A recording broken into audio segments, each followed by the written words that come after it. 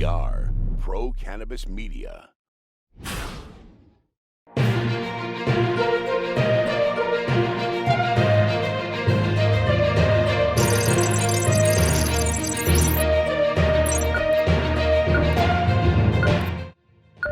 Hi, everyone. Welcome to Weed Talk News. I'm Jimmy Young from Pro Cannabis Media.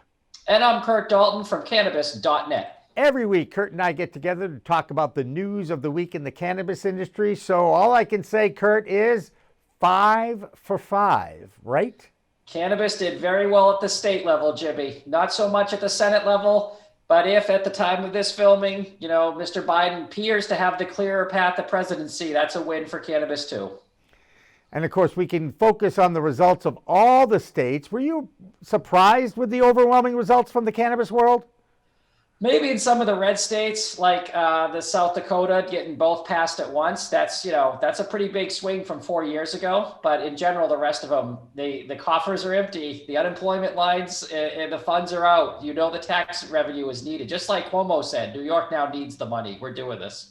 Especially since New Jersey is now legal. That's the last thing New York wants, is one border going to New Jersey, the other border going to Massachusetts or Vermont at this point. So I think that they'll get that done.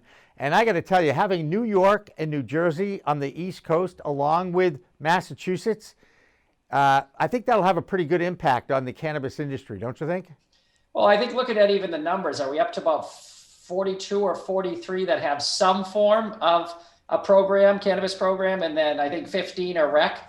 There's only 50 states, Jimmy. I mean, I don't know what the federal government, at some point, common sense kicks in and says, 88% of our inhabitants here now have some form of legal cannabis. So maybe we should tax it and just move on. And create some jobs. As you know, there was another little item on the ballot box this week, the presidential election.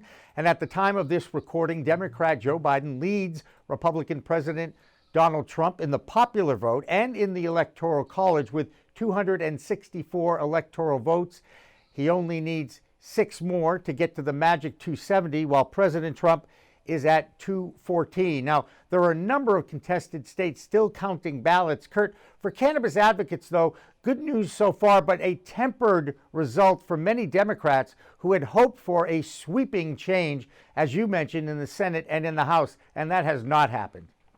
No, and it's really scary that if there is a way that, the current President Trump is reelected, you're really going to see a standstill on cannabis for a while again. So got the states, that's great. Again, it's the kissing your sister metaphor. It's better than, it is progress at small steps. But obviously the Senate would have been the crusher. If you get that and you get the presidency, you'd see it happen in 2021 with no resistance. But I still think this is going to happen where it's going to get done in 2021. I think President Biden, assuming that's who it is, will go further than just decriminalize. That's what he's saying to get the moderate vote. He has Kamala Harris as vice president, as a co-sponsor of one of the big cannabis bills. And the Republican senators who have to pick and choose what to veto now or block, like healthcare and tax issues, their states are making a lot of money from weed tax right now. And they really probably don't want to get in front and stop that, even because their coffers are getting full. So you really got to get Biden in there. That's important right now.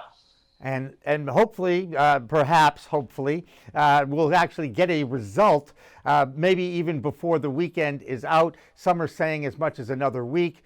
But right now, it does look like one more state can come on board and push Mr. Biden, Vice President Biden, over the top. But as we peer into the future, we do think, as Curt mentioned, that this is good news for those of us in the cannabis business. More good news comes from Debra Borchardt at the Green Market Report in New York. Debra?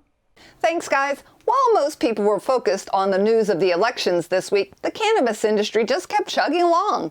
GW Pharmaceuticals reported total revenue of $137.1 million for the quarter ending in September. That was a big jump over last year's $91 million, and it beat the analysts' estimates for $127 million. They also reported that their net losses fell to $12.2 million, and that's versus last year's net loss of $13.8 million. TerrAscend announced preliminary financial results for its third quarter ending in September. They had net sales of $51 million, and that's an 8% jump sequentially and a 90% increase over last year. Afria entered into an agreement to acquire SW Brewing Company, which is one of the largest independent craft brewers in the U.S. based on volume. That deal is valued at $300 million. Now, despite cannabis beverages having very little market share in the cannabis industry, the stock market cheered and their shares jumped on the news. And that's it for this week. I'm Debra Borchardt with the Green Market Report for Weed Talk News. One interesting news item to add is the fact that while we await results from the congressional races, there is still some acceptance of cannabis in other industries. Curt, you know what an MRB is, right? Sure do. A marijuana-related business. It's part of a lot of the banking acts as well as in the finance stuff they're talking about.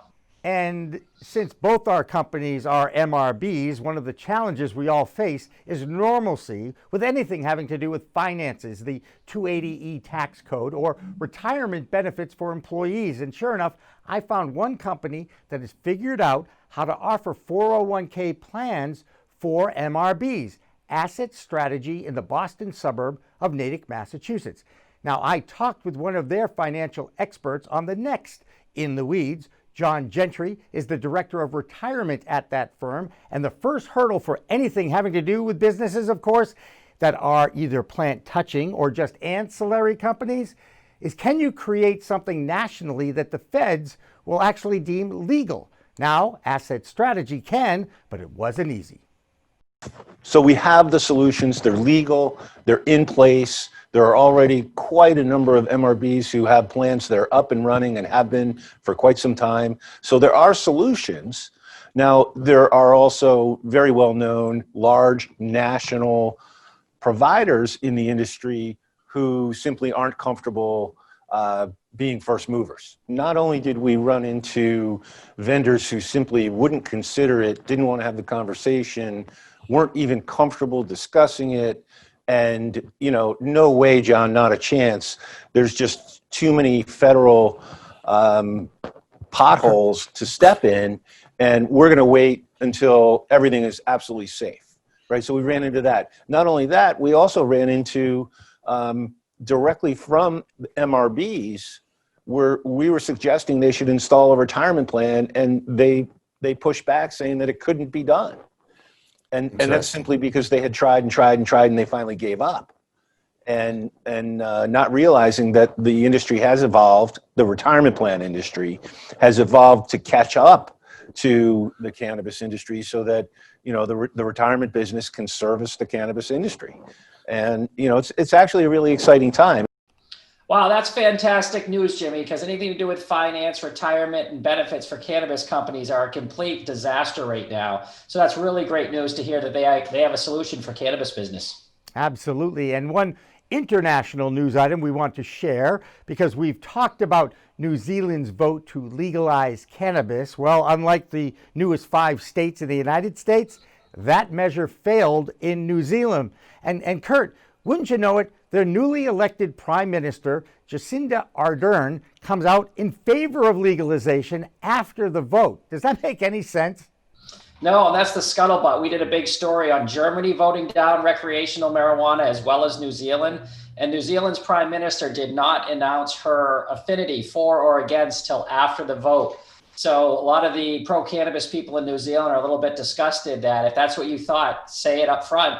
It might have swung the vote enough. It's a little bit of a debate, but she would not, at the end, after the vote, she said she did support it. So I don't know, you know, if you're going to support something and you're elected, I don't know if you get to do that, you know, hide behind the Monday morning quarterbacking, as we like to say. Absolutely. And by the way, do you know who the U.S. ambassador to New Zealand is by any chance? John Twitchell. No. I took a shot. You did take a shot, and I appreciate that. I thought you'd say Dennis Rodman, but that's not right either. No, that's North Korea. Yeah. That's right, I forgot. No, it's former shooting guard for the Mighty Jumbos of Tufts University, Scott Brown, also known as Ayla Brown's dad and a former U.S. Senator. By the way, in college, he was not a fan of cannabis because I actually roomed with him at the basketball house for about a month at Tufts, and let's just say he moved out. Anyway, basketball and weed, sports and CBD. What can I tell you? Now it's time to toss to our Maine man, Rye Russell, with this week's Maine report. Rye? Rye Russell from Weedbudzradio with your Maine cannabis report for Weed Talk News. Cannabis has made it to many ballots across the nation, and that includes Maine's largest city of Portland, or maybe we should call it Potland after this favorable vote. Portland residents have voted in favor of all cannabis-related topics for the past 7 years, and this year was no different. The city of Portland voted to remove the cap on licenses that was originally slated for 20 stores. And in addition to that, residents also voted to reduce the mandatory buffer between licensed cannabis establishments from 250 feet to only 100. According to election data, the question to remove the cap won by 6 points, with a total of 20,000 individuals voting in favor of this reform. Thank you for tuning in to your Maine Cannabis Report. I'm Rye Russell from Weedbudzradio, reporting for Weed Talk News. The DEA has introduced a new rule about CBD that has angered many members of that new industry. The DEA has drawn a line in the sand, or in this case, hemp, a warning that if your plant tests over 0.3% THC, you can be prosecuted under the Controlled Substances Act. Now, Curt, descheduling from Schedule 1 is a priority if the results all stay the same now, right? Yeah, this is what's called hot hemp, which will push your crop above the 0.3. It's based on genetics as well as how it's grown. So that's going to be something that they're going to have to look at in Washington for honest mistakes. Yes, there will be people who blur the line and do it intentionally to get marijuana across the state line. Speaking of Washington, let's go right to Phil Adams of Vote Pro Pot Podcast. Hi, this is Phil Adams from Vote Pro Podcast, here with the Weed Talk News DC Report. Representative Earl Blumenauer of Oregon exulting over the sweep of cannabis reform initiatives in this year's election. During a Zoom call Q&A session, Blumenauer expressed his belief that the cumulative effect of the passage of medical and adult use ballot initiatives in 5 states will make federal legalization that much easier. This is what voters want, said Blumenauer. It is a continuation of progress that has been going on since 1996. Normal Executive Director Eric Altieri agreed, saying, quote, "These results once again illustrate that support for legalization extends across geographic and demographic lines. Voters approved legalization measures in Arizona, Mississippi, Montana, New Jersey, and 2 in South Dakota." In a related story, some DC-based cannabis industry lobbyists are downplaying expectations for federal legalization after Republicans appeared to have maintained control of the U.S. Senate. Michael Correa, a lobbyist for the National Cannabis Industry Association, expressed tempered optimism, saying, quote, "I thought the Senate would switch, so I'm sort of recalibrating my expectations of what we think we can get." A lobbyist for the National Cannabis Roundtable, Safira Galoob, agrees, saying that with the defeat of Senator Cory Gardner of Colorado, legalization lost a key GOP advocate. A Republican Senate without Cory Gardner, said Galoob, is an industry without a Republican champion. We've never had a Republican who is as overtly and enthusiastically fighting for us. That's the Weed Talk News DC report for this week. I'm Phil Adams from Vote Pro Podcast. And finally tonight, actress Gwyneth Paltrow is not only one of the most talented in Hollywood, she is now in the weed game. Paltrow is a celebrity investor in Cann, C-A-N-N, a cannabis-infused beverage. She calls cannabis the hero ingredient of the future. Curt, no surprise there. No, we actually did a big post, cannabis.net this week. The late crowd celebrities getting into the game, and she was included in it. The only problem I see with the THC crowd, I've done a lot of pieces on the mixing of alcohol. I don't think that's going to be a hit based on what your desired result will be from that drink. But if you're going to go THC only as a drink, it's the sticker shock. Right now, they're, depending on what state you're in, a beverage, a can, whether it comes in a bottle, is running between $7 and $9.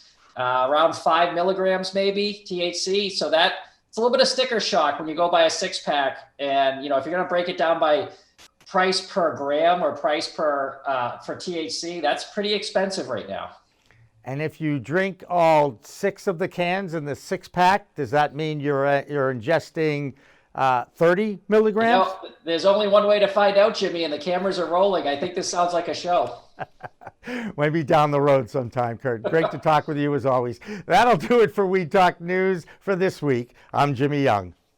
And I'm Curt Dalton with Cannabis.net. Remember, it's a whole new world of weed out there. Use it responsibly. Thanks for watching.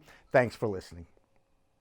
Weed Talk Now, Weed Talk News, and In the Weeds are all available on most major podcast distributors like iTunes, Spotify, Google Play, and our friends at clnsmedia.com and our flagship, cannabis.net. So subscribe, share, and like our videos on all the social media networks out there, including LinkedIn, Twitter, Instagram, Facebook, the WeedTube, and YouTube.